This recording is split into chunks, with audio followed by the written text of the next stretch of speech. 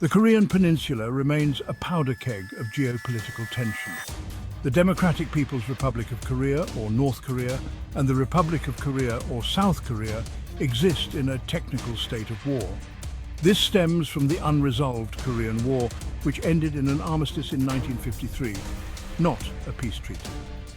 The demilitarized zone stands as a stark reminder of this division, a buffer zone separating the two Koreas. Despite decades of dialogue and diplomatic efforts, true peace remains elusive. North Korea's pursuit of nuclear weapons and its unpredictable behavior continue to threaten regional stability. Recent actions by Pyongyang have further escalated tensions, raising concerns about the potential for miscalculation and conflict. The international community watches closely, wary of any spark that could ignite a larger conflagration. The stakes are incredibly high, with the potential for devastating consequences, not only for the Korean Peninsula, but for the entire world. The possibility of nuclear weapons being used adds another layer of complexity and danger to the situation. North Korea, under the leadership of Kim Jong-un, has taken a series of provocative steps that have heightened tensions on the Korean Peninsula. In September 2022, North Korea amended its constitution, enshrining its right to use preemptive nuclear strikes. This move signaled a more aggressive nuclear doctrine, raising concerns about the potential for miscalculation and escalation. Adding fuel to the fire, North Korea declared South Korea a hostile state. This declaration formally abandoned any pretense of peaceful reunification and solidified the division between the two Koreas. The move was widely condemned by the international community as a dangerous escalation. These actions are not merely symbolic, they represent a calculated strategy by Kim Jong-un to strengthen his grip on power and extract concessions from the international community. By raising the spectre of nuclear conflict, North Korea seeks to intimidate its adversaries and secure its survival.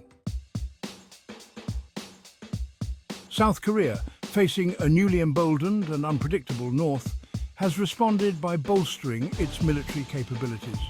Seoul has increased its defense spending, investing in advanced weaponry and strengthening its cybersecurity infrastructure. The goal is to deter North Korean aggression and ensure its ability to defend itself if attacked. Crucially, South Korea has deepened its military cooperation with the United States.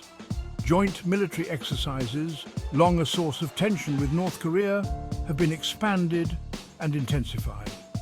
These exercises serve as a visible demonstration of the alliance between Washington and Seoul, sending a clear message of deterrence to Pyongyang.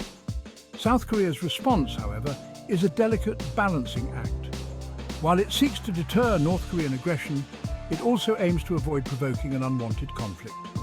Seoul understands that any miscalculation on the Korean Peninsula could have catastrophic consequences. Section 4. The Global Chessboard, Major Powers, and the Korean Peninsula. The Korean Peninsula has long been a focal point of great power rivalry.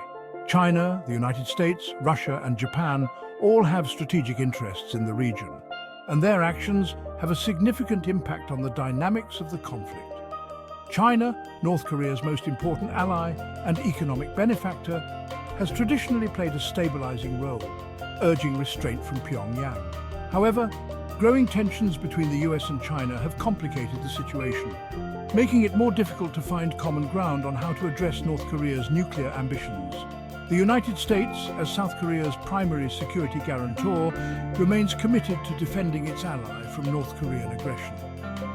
However, Washington's focus on other global challenges, such as the war in Ukraine, has raised concerns about its ability to effectively manage the situation on the Korean Peninsula.